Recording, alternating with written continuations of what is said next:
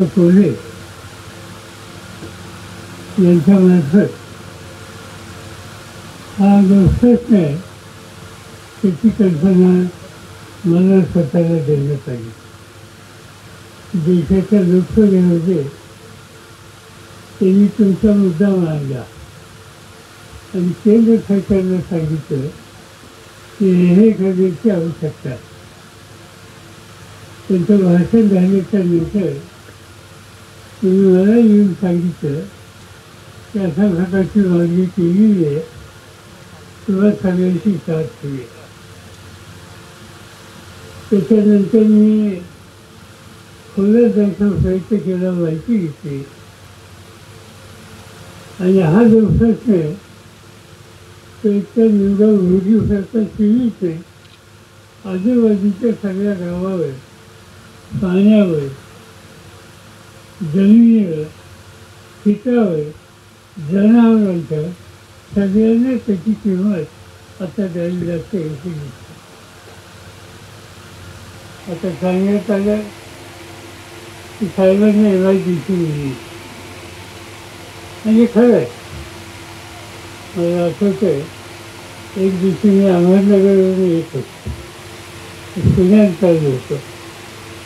माझ्यावर गाडीमध्ये बापूसाहेब चिकेल ते त्यावेळेला जिल्हा परिषदेचे अध्यक्ष असतात आणि आम्ही इथं आलो. सगळी जमीन ठीक नाही, काही नाही.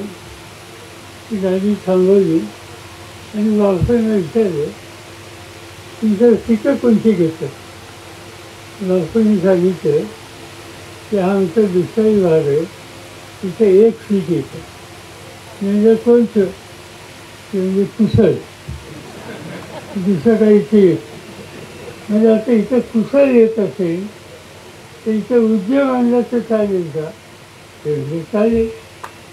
2 दिवसांनी आम्ही बैठक घेतली, कलेक्टरना बोलवलं, लोकांची गेस्ट घेतली आणि म्हणजे इथली जमीन त्यांना जमिनीची किंमत द्या आणि देशातले किंवा देशाबाहेरचे चांगले कारखाने तिथे कसे येतील ते बघा. त्याच्यातून हे एमआयडीसी उद्योग गोष्टी घडल्या. एमआयडीसी आल्याच्या नंतर शिरूर तालुक्याचं औद्योगिकरण ते मोठ्या प्रमाणात झालं. आपण काही धरणं बांधली, काही तांब्याचं पाणी आणलं. मला आठवत आहे तुमच्यापैकी अनेकांचा जन्म झाला नसेल, 55 वर्षाच्या पूर्वी मी पहिल्यांदा आमदार झालो तेव्हा इथं कांता मोरे नावाचे गोष्ट आमदार होते, लाल तुळशी असायची. आणि कांता मोरे आणि त्याच्यानंतर रावसाहेब पवार या लोकांचं मागणं आम्हा लोकांचं काय असायचं, कधी घ्यायचे की दुष्काळी कामं करा. जशी काही मागणी शेवटी असायची. दुष्काळ हा त्यांच्या साथीला पुरलेला आहे. आता हे तिथं बदलायचं म्हणून रावसाहेब दादा असतील, बापूसाहेब असतील, अनेक सहकारी असतील, त्या सगळ्याच्या मदतीनं या नद्या कालव्याचं पाणी चाललं. आज बारामती तालुक्यापेक्षा शिरूर तालुक्यात बागायत जास्त आहे.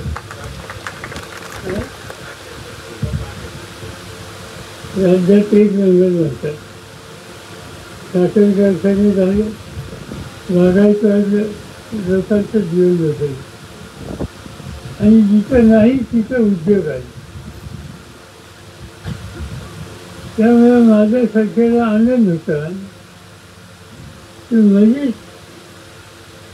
खासदार साहेबांनी ही निवडा ओढीची भानगड माझ्या कानावर घातली.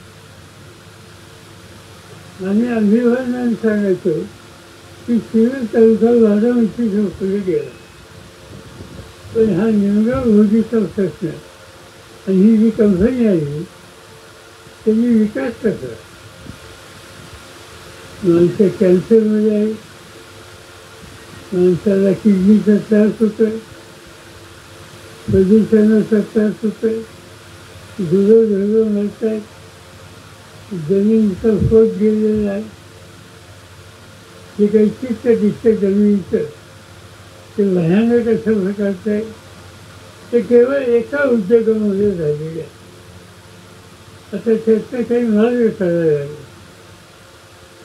हे उद्योग काही दृष्टीने गरजेचे असतात, पण त्याला काळजी घ्यावी लागते. आणि इथे ती काळजी कमी घेतलेली असावी असं दिसतं. आता याचा मार्ग काढावा लागेल.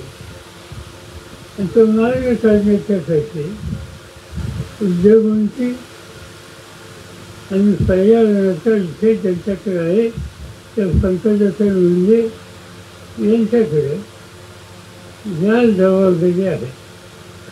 आता मंत्र्यांनी सांगितल्याप्रमाणे एक मीटिंग बैठक मुंबईला बोलू किंवा लोकांना बोलू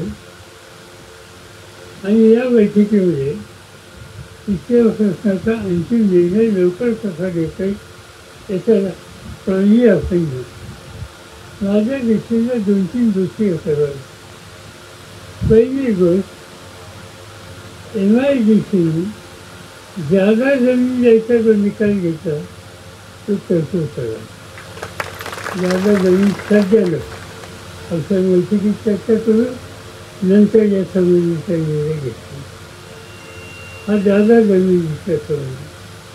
दुसरा महत्त्वाचा निर्णय घ्यावा लागेल की जे शेतीचं, जमिनीचं, गुराढोरांचं जे काही नुकसान झालं त्याच्याबद्दलची नुकसान भरपाई या कंपनीने एकही शेतकऱ्यांना द्यायला हवी. हा निर्णय राज्य सरकारच्या बैठकीत होईल, इथं होऊ शकत नाही. मंत्रिवर्गांची करायची इच्छा असली तरी सरकारचे काही नियम असतात आणि त्या नियमामुळे हा निर्णय तिथे होईल.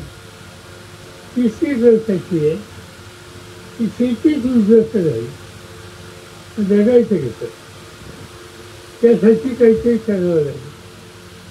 आम्ही राज्यामध्ये यापूर्वीसुद्धा जिथं आमच्या निर्णयाच्यामुळे शेती उद्ध्वस्त राहील त्या जमिनीच्या मालकाला एकही दरवर्षी काही ना काहीचे नुकसान भरपाई देऊन त्याचा सरपंच चालेल याची काळजी घ्यावी लागेल. तो विचार या बैठकीमध्ये मांडला जाईल आणि त्यातून हा निर्णय घेतला जाईल. माझी आपल्या सगळ्यांना विनंती आहे की ह्याचा आपण मार्ग काढू.